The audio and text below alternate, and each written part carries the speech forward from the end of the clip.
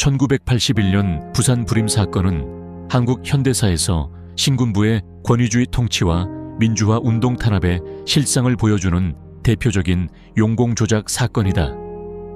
이 사건은 부산 지역에서 학생, 교사, 회사원 등 22명이 사회과학 독서 모임을 주도하거나 참여했다는 이유로 반정부 활동 혐의를 씌워 국가보안법 위반으로 체포 구속돼 고문과 불법 구금의 피해를 입은 사건이다.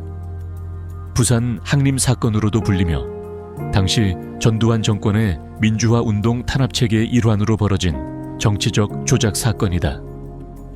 불임 사건은 1981년 9월 부산지방검찰청 공안 담당 최병국 검사가 수사를 직접 지휘하며 본격화되었다.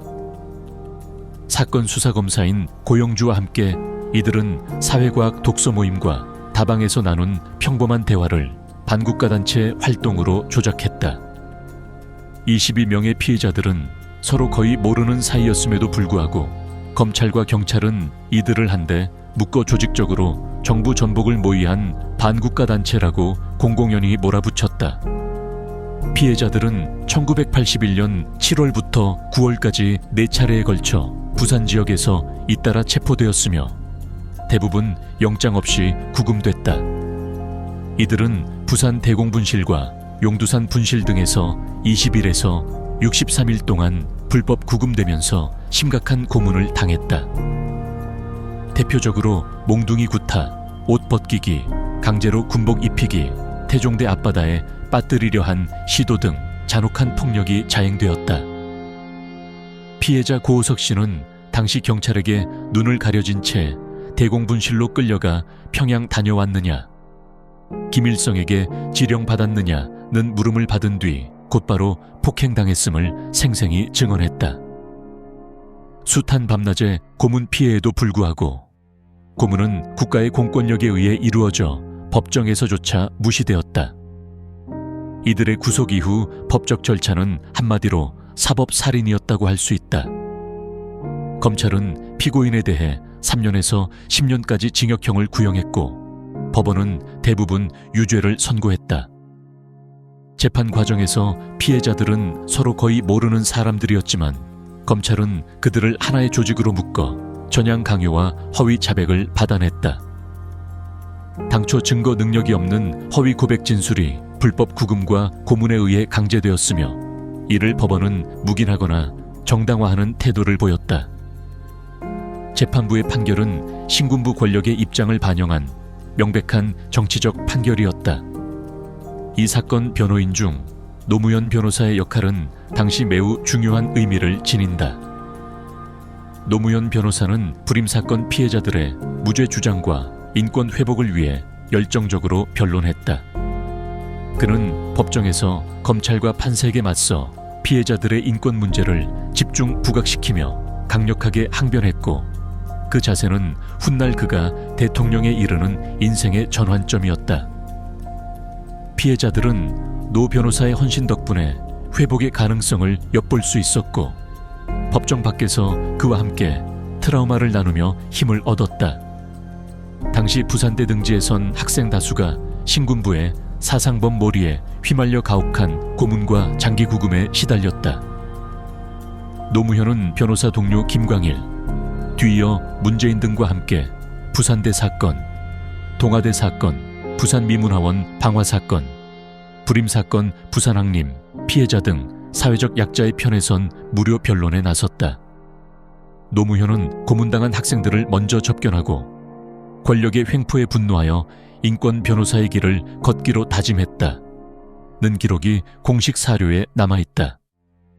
당시의 사건 기록, 재판 기록, 그리고 당사자들의 증언에 따르면 노무현은 피고인의 인권과 방어권 보장에 집중했고 정의와 공정을 강조했다.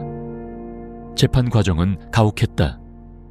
검찰은 피고, 학생들에게 국가보안법 집시법 위반 등 중형을 구형했고 법정 밖에선 고문과 회유가 반복되었다. 노무현 변호사는 법원의 편향, 수사기관의 가혹행위 등을 심도 있게 지적했고 국민의 기본권, 청년의 양심, 사상의 자유를 변호 논리의 핵심으로 삼았다.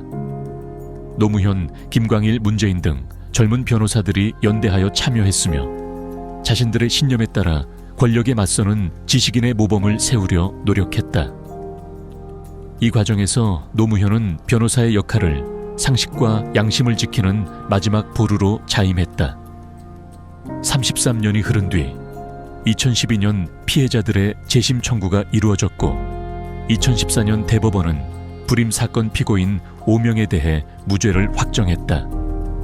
대법원은 재심 판결에서 진술서가 작성된 시점이 불법 구금 기간 이후였고 증거 능력이 없으며 국가 보안에 실질적인 위협을 끼치지 않았다는 점을 근거로 들었다.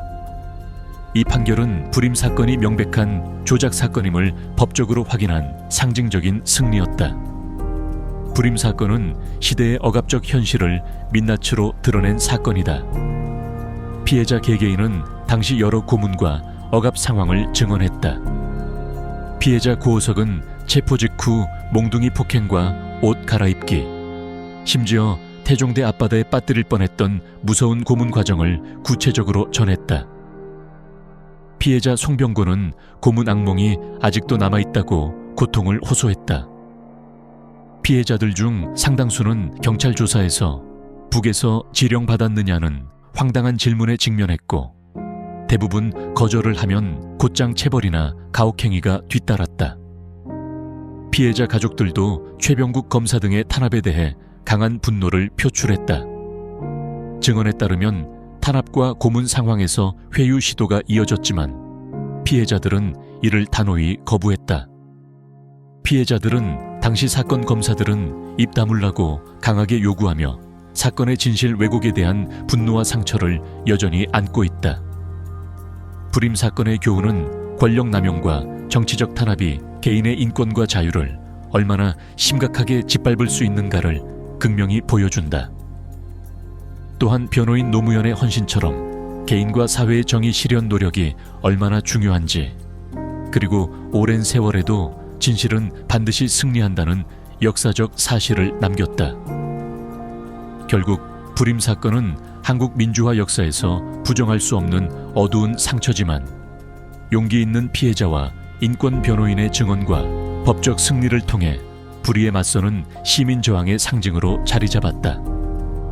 이 사건은 오늘날 한국 사회가 권위주의를 극복하고 자유민주주의를 실현하는 과정에서 반드시 기억해야 할 역사적 교훈이다.